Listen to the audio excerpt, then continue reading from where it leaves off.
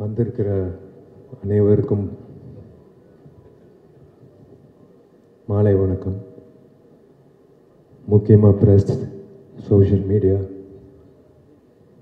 Television channels, என்னோட darling Khushbu,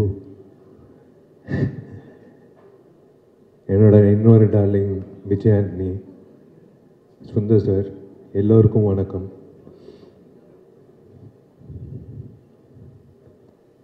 முக்கியமாக I should thank sir சொன்ன மாதிரி ஜெமினி ஸ்டுடியோஸ் திரும்ப வரணும் இன் ஃபுல் ஃப்ளெஜ்.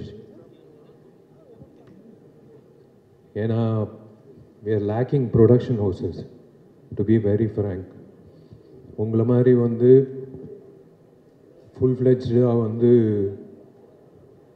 ஒரு டைரக்டருக்கு அந்த க்ரியேட்டிவ் ப்ரெசன்ஸ் கொடுக்குறது இஸ் சம்திங் கிரேட்.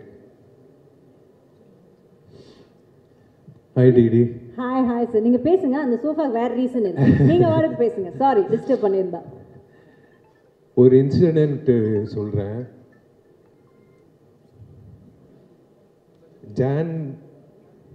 ஜான்வரியில் இந்த வருஷம் பெஸ்ட் ஆக்டர் அவார்டு கிடைக்குதோ இல்லையோ, எனக்கு பெஸ்ட்டு சிங்கர் அவார்டு கிடைக்கும்னு நினைக்கிறேன். Thanks to Vijay Antony. ஏன்னா ஒரு காமெடி நடந்தது. இவங்க ரெண்டு பேர் சுந்தர் சாரும் விஜய் ஆண்டனி உள்ளே பேசிகிட்டு இருந்தாங்க. ஜி, இந்த பாட்டு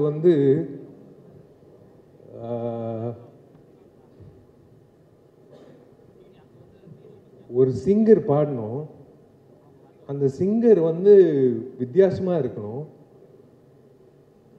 ஆனால் இனிமே பாடவே கூடாது வாழ்க்கையில் அப்படின்னு சொல்லும் போது நான் டோர் ஓப்பன் பண்ணி பாருறேன், இவர் தான் பாடுறாரு அப்படின்னு சொன்னாங்க.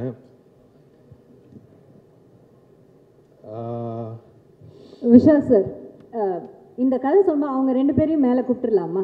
நீங்க என்ன நினைக்கிறீங்க? Why don't we sit down and have a chat about this? Please வாங்க.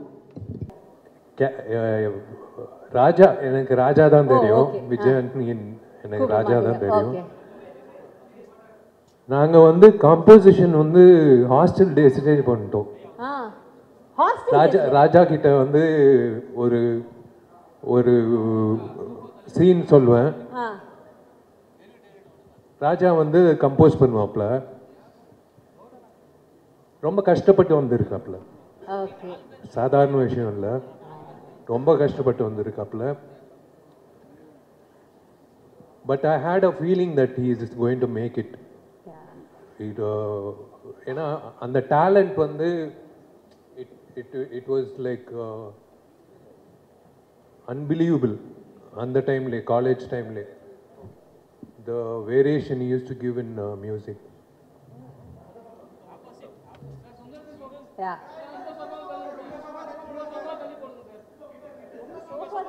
சோபால இவ்வளோ சண்டையா? இருங்க வரேன். ஓகே. சுந்தர் சி சார் கொஞ்சம் டர்ன் பண்ண சொல்லணுமா? ஓகேவா?